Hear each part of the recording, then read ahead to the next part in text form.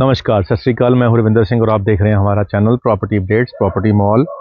और ये वीडियो हम बना रहे हैं उन लोगों के लिए जो प्लॉट खरीदने जा रहे हैं और ख़ास करके सेक्टर 123 124 के अंदर आपका मन है प्लॉट लेने का।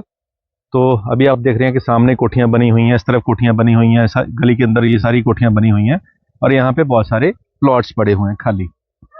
कुछ दिन पहले यहाँ पे प्लॉटों की बाउंड्री वॉल हो रखी थी, जो डिमार्केशन होती थी वो हो रखी थी और किसी बंदे के पास इस प्लॉट की रजिस्ट्री थी, इंतकाल था, सारे डॉक्यूमेंट थे। उन्होंने हमारे क्लाइंट के साथ डील कर ली और प्लॉट का रेट फाइनल हो गया, एग्रीमेंट टू सेल हो गया।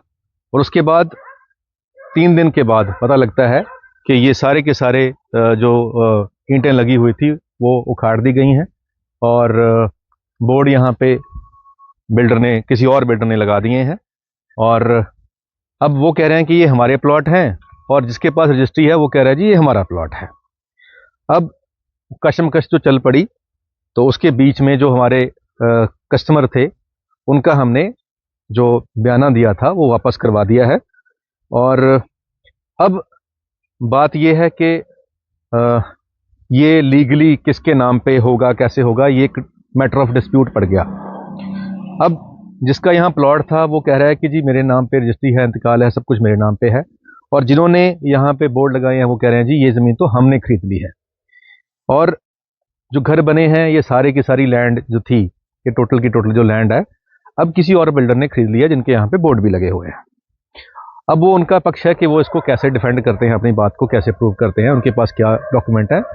जब आप उनसे कोई प्लॉट खरीदोगे तो आप उनके डॉक्यूमेंट वेरीफाई डेफिनेटली आप करोगे।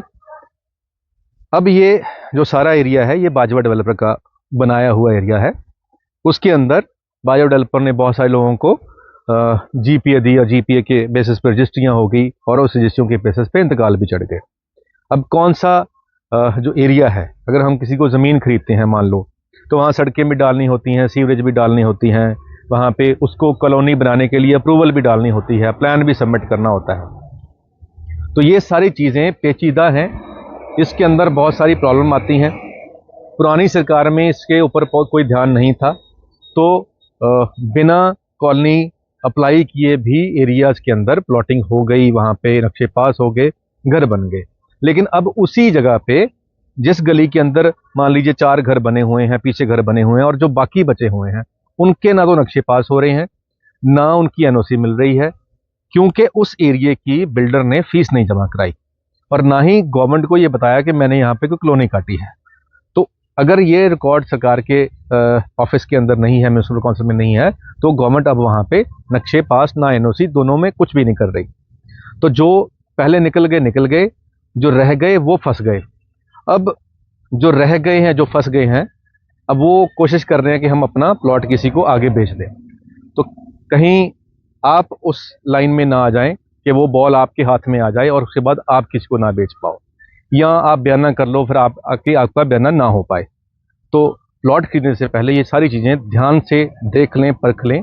और कई बार क्या होता है कि आप वेरीफाई क्या कर सकते हैं, आप प्लॉट को उसकी रजिस्ट्री वेरीफाई करोगे, इंतकाल वेरीफाई करोगे, उसकी फ़र्द वेरीफाई करोगे, इससे ऊपर तो आप कुछ कर नहीं पाओगे। लेकिन फिर भी उसके बाद कई बार डिस्प्यूट हो जाते हैं, तो उसके लिए 10 बार नहीं 20 बार सोचें।